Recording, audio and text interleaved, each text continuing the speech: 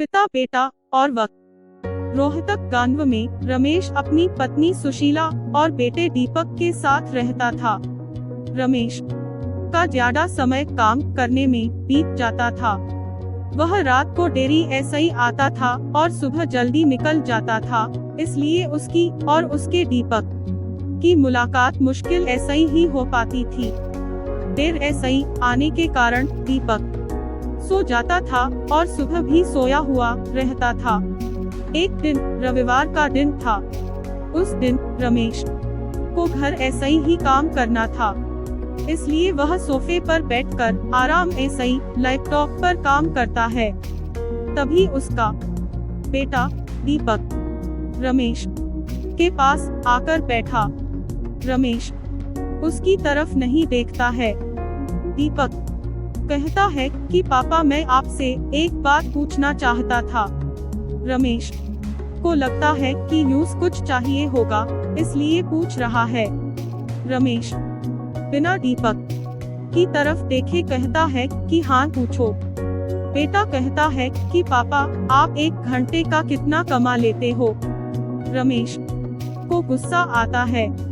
वह कहता है कि तुम्हें क्या करना है इस बात, ऐसा ही जरूर तुम्हें कोई फालतू की चीज या खिलौना चाहिए, इसलिए पैसों के बारे में पूछ रहे हो।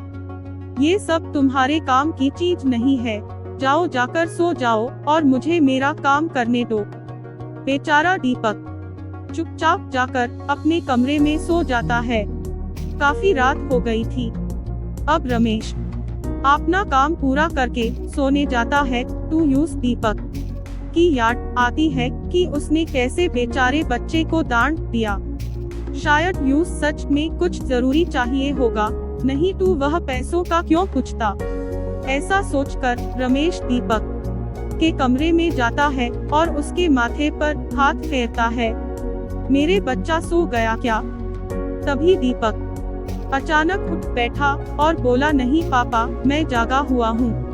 पिता बच्चे ऐसा ही कहता है कि बेटा, मैं उस वक्त व्यस्त था, अब बोलो तुम्हें कितने पैसे चाहिए? बेटा कहता है कि मुझे पैसे नहीं चाहिए, आप बस मुझे इतना बता दीजिए कि आप 1 घंटे का कितना कमा लेते हैं।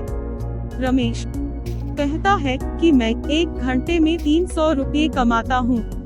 बेटा झट ऐसे ही उठकर अपने गुल्लक को तोड़कर उसमें ऐसे ही 300 रुपये निकाल लाया और पिता को दिए और बोला, ये लो 300 रुपये, क्या आप अपना 1 घंटा मेरे साथ बिता सकते हैं?